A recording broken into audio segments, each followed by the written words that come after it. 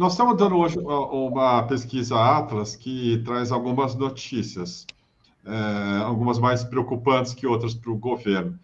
Mas nós pensamos aqui um fato interessante que eu estou comentando com um especialista nesse tipo de levantamento, que é o seguinte: em comparação com a pesquisa de fevereiro da Atlas, a desaprovação do governo Lula apresentou uma leve redução de 1,2 ponto percentual, caindo a desaprovação de 50,8 para 49,6, marcando a primeira queda na avaliação negativa nos últimos 5 meses.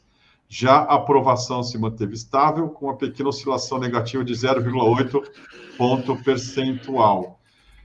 O governo está de olho, claro, nessas percepções, né, da população a respeito do que está acontecendo no país e de conquistas inegáveis do governo.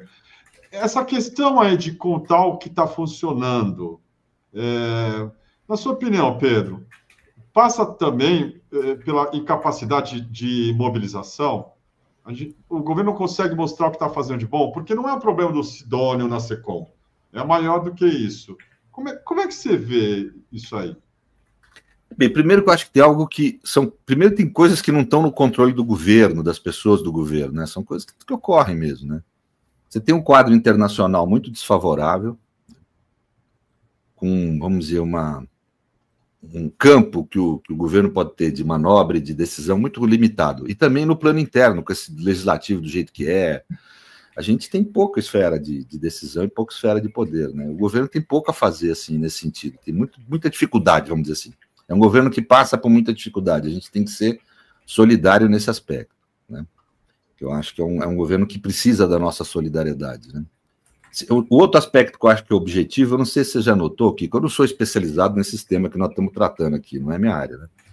Mas só para lembrar, assim, como cidadão, sempre quando chega nesse período de governo, dá uma baixa, né? Houve no primeiro mandato, eu lembro, no segundo, e depois o Lula conseguiu. O Lula é genial, ele acabou conseguindo retomar. Então eu tenho esperança, ainda que a gente consiga, vamos dizer, retomar aí um espaço maior de popularidade e tal, né?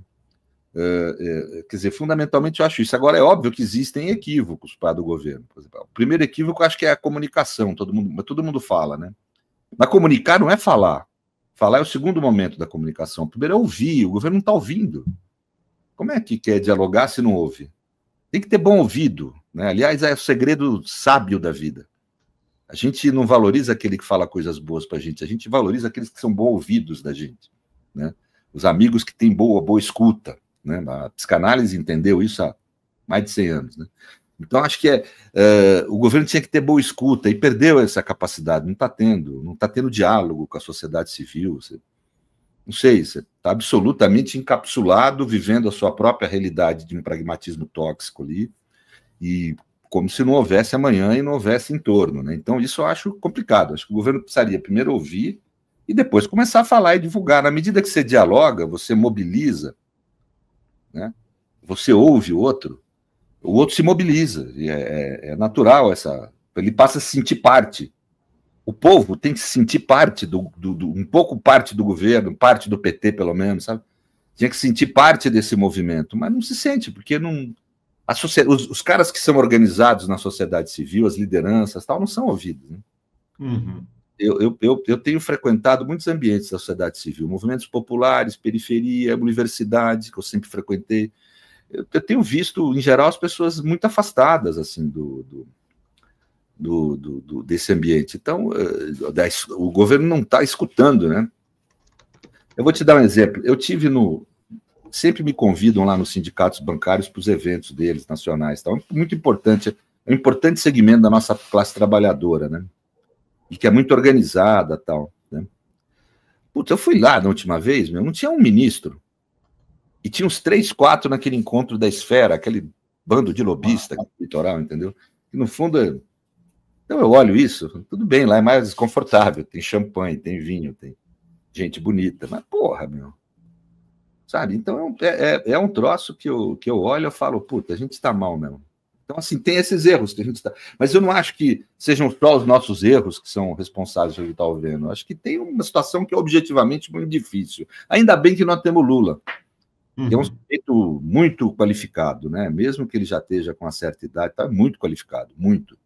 Então é ele que está salvando aí, né? Ainda bem, se a gente não tivesse o Lula aqui no país, estávamos com um Trump versão tropical aqui. Quer dizer, ainda bem que a história deu ele para nós, né? Quer dizer, ainda bem. Estaremos uma puta enrascada, sem dúvida. Não, estaríamos mal, vamos ser objetivos. Se não fosse o Lula, estávamos ruídos. Não tem que. Tanto que nós vamos ter um problemão no pós-Lula, eu acho. Assim. Eu não conheço nada de política, eu estou falando, posso estar errando tudo aqui. Mas eu olho assim, eu acho que a gente vai ter um problemão, porque não é só um problema de ter um líder que ocupe espaço, é ter um líder com tanta sabedoria, com o jeito dele, é muito jeitoso, né, com as pessoas, com a política, com tudo. Né? É um cara fora da curva mesmo, né? Em 2026. Se não for ele, a gente está lascado, sem dúvida nenhuma. Agora, nesse sentido também tem um protagonismo do Supremo Tribunal Federal. Você escreveu um tweet no X, no dia 18 passado, que era o seguinte: o presidente da Suprema Corte repreende Trump, Suprema Corte dos Estados Unidos, por suas ameaças de impeachment de juízes. Lá como aqui, a extrema-direita não convive de forma democrática com o judiciário. A Marine Le Pen já está atacando também a justiça da França, que a considerou inelegível por corrupção. Tem o caso na Romênia também do candidato de extrema-direita que foi impedido de concorrer. Vai ter que ser por aí, uma vez que a extrema-direita, como você mesmo está falando, não dialoga, não está no campo político, portanto, está no campo assim do crime, e a justiça consegue conter essa turma? Não acho que veja, é uma situação muito complicada. Se você for ver o meu último tweet, ele está em inglês, porque eu divulguei o Twitter da International Bar Association, que é a associação internacional no mundo anglo-saxão dos advogados, né, que estão preocupadíssimos com os ataques que Trump está fazendo à advocacia nos Estados Unidos. Né? Quer dizer, ele ataca a justiça, a advocacia, mas não é ele. Vocês podem ver que é comum a toda extrema-direita. Por quê? Porque nessas horas o sistema de justiça é a voz da democracia constitucional. Né? É a voz da... Veja, eles falam, hoje em dia, a American Bar Association e a International Bar Association falam claramente em fim do Estado de Direito nos Estados Unidos. Que coisa, hein? É impactante isso, é o OAB deles, entendeu? Falando, olha, acabou o Estado de Direito aqui. E realmente, quando eu estou fazendo uma pesquisa das medidas de exceção do Trump, das ordens executivas dele, é impressionante mesmo, atinge vários ambientes da vida, estão destruindo. E gozado que você sabe que eu fiz essa descrição a partir de 2006 no artigo e escrevi 2 livros, Kiko, sobre isso, 3 na realidade, e mostrando que a tendência do nova forma autoritária no plano institucional do Estado do Direito era a produção de medidas de exceção que vão erodindo o Estado de Direito e a democracia, né? Um autoritarismo fractal e líquido. Né? E o Bolsonaro, um dos erros dele na tentativa de golpe aqui foi fazer um golpe old-fashioned way, um decreto, etc., que é como as ditaduras dos instaurados. O Hitler instaurou a ditadura nazista por um decreto de exceção do Hindenburg, né? E aqui no Brasil também foi um ato institucional número 1 que instaurou a ditadura, sempre com essa declaração jurídica, né? E com a instalação de um Estado dual, um governo de exceção. Isso não existe mais, eles não fazem mais isso. Eles produzem medidas de exceção que deterioram a democracia. Foi isso na Hungria, na Turquia. Na Turquia, mais de 2.000 juízes foram presos. Né? Ou seja, todos os países, 100% dos países com viés autoritário foram deteriorando a democracia, atacando o judiciário, porque o judiciário, nessa hora, é a voz que fala, não, essa medida é inconstitucional. Isso você não pode fazer. Aqui você cometeu um crime. Quer dizer, ou seja, ele vai aplicando a ordem posta, que é a ordem democrática. E isso leva necessariamente a extrema-direita a um conflito grave com o judiciário, porque ela quer romper com a ordem democrática, com a ordem constitucional, né? Então, isso é algo... Chega a essa via. Na Turquia, mais de 2.000 juízes presos. Chega a esse ponto. Né? Quer dizer, então... É o que o Trump quer fazer nos Estados Unidos, é o que o Bolsonaro queria fazer com o ministro Alexandre aqui, com outros ali no Supremo. Inclusive, acho que eles vão fazer alguma coisa se eles ganharem a próxima eleição, vão aumentar o número de vagas no Supremo, vão destruir o Supremo de alguma forma. Então, ou seja, eles estão fazendo isso no mundo todo. né? Mas é que atacar o judiciário não é pelo judiciário. Até às vezes a gente de esquerda, mas esse judiciário, bicho, não é atacar o judiciário, é atacar o sistema de justiça de uma ordem democrática. Como não é atacar o Estado como aparelho. Eles estão propondo diminuir o número de investimento em capital, em armas nos Estados Unidos, em aparelho burocrático, em força, não.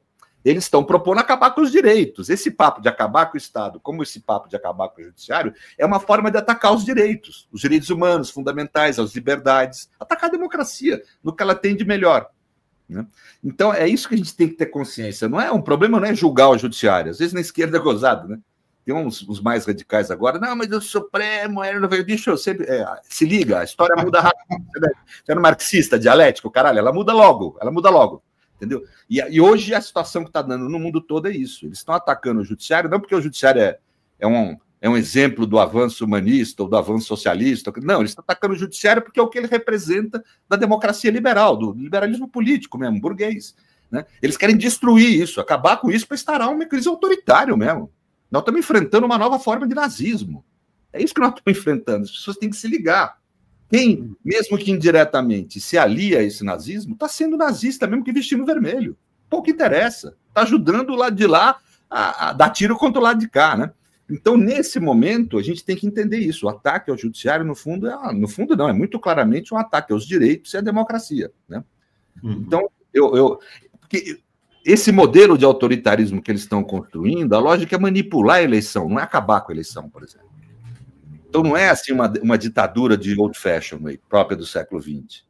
Né? É um autoritarismo competitivo, ele mantém a eleição como forma e esvazia ela de sentido. Né?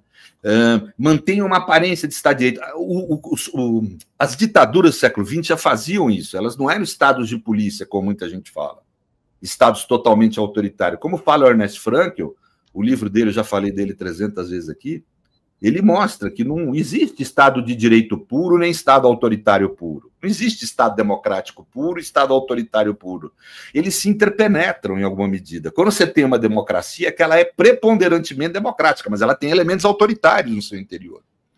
Como quando você tem um Estado, uma ditadura, ela tem elementos de Estado normativo dentro, porque senão não consegue reproduzir o sistema capitalista. O capitalismo demanda contrato. O contrato pode ter divergência, precisa de um juiz para resolver, precisa ter lei. Ele demanda herança. Você tem conflitos na área de herança, precisa de juiz, de lei para resolver. Ele demanda ter um código penal comum, precisa de promotor, advogado, juiz. Então, as ditaduras, ele observando o nazismo, ele faz isso, ele mostra que era o Estado dos duais. Você tinha um Estado normativo de um lado, que é muito próximo do que é o Estado de Direito, é um elemento do Estado de Direito que convive dentro de uma ditadura, e convivendo com um estado de exceção brutal, a Gestapo, os campos de concentração. Aqui no Brasil é a mesma coisa, nós tínhamos lei, tínhamos judiciário, né? Tínhamos advogado, promotor, né? Agora, ao mesmo tempo, tinha DOPS, doicode, quer dizer, então, essa estrutura de exceção convivia com uma estrutura de direito, porque essa estrutura normativo-burocrática, ela é essencial para que o capitalismo possa se reproduzir, né? Então, nunca houve, na realidade, um Estado de direito democrático puro. Hoje, eles sofisticaram o mecanismo. Eles conseguem deteriorar a democracia sem sacrificar muita gente, sacrificando só quem precisa sacrificar, atingindo só quem precisa atingir, né? E sendo muito eficiente na destruição dos direitos, né? E no estabelecimento de mecanismos autoritários sob o comando deles, né? Através não de estruturas de governos de exceção, mas de medidas de exceção no interior da democracia. Quando você vai ver, acontece isso que aconteceu na Turquia, 2000 e tantos juiz preso. Né? Então, e é o que vai acontecendo. Né? Você vai indo, chega uma hora que nem a comunidade europeia reconhece mais Hungria, a Turquia como democracia. Ninguém reconhece, mesmo com a eleição. Fala, não, lá não tem democracia. Mas isso vai sendo alcançado por medidas paulatinas. O Trump inaugurou um novo método agora, vamos ver o que dá. Porque ele continua usando as medidas de exceção, estruturalmente a mesma coisa, na forma autoritária, só que ele reduziu o tempo. O tempo na política é fundamental. Ele soltou uma pancada de medidas de exceção em uma semana. Né? Vamos ver o que vai dar isso, que consequências isso vai trazer. É muito cedo para ter uma afirmação mais intensa quanto a isso. Mas o que eu posso dizer? Há um conflito evidente entre o judiciário e a extrema-direita no mundo inteiro, as profissões jurídicas. Né? Há um conflito. Isso tende a haver mesmo. até que uma parte desse segmento jurídico vai aderindo à extrema-direita. Isso está acontecendo e vai acontecer. A gente cada vez mais vai ver discursos, inclusive, eles usam contraditoriamente os direitos para atacar os direitos, né, no fundo. Eles usam o discurso de defesa da liberdade de expressão, do direito de defesa, dos direitos humanos, para, no fundo, destruir os direitos humanos, né? Então, com esse discurso, muitos advogados, etc., vão aderindo à extrema-direita, né? Vão entrando nesse barco, né? Sem ter consciência do barco que estão entrando. É um barco que não quer acabar com os direitos de uma pessoa, quer acabar com o de todos, quer destruir essa ideia de direitos, né? Então, e o nazismo fez isso bastante, desde o punch da cervejaria que você falou, usar o discurso do direito para acabar com o próprio direito, né? Lembrem-se que durante a ditadura nazista de Hitler, a Constituição Democrática de Weimar ficou vigendo. As pessoas esquecem disso, né? Não houve uma interrupção ou suspensão da Constituição, ela continuou vigendo.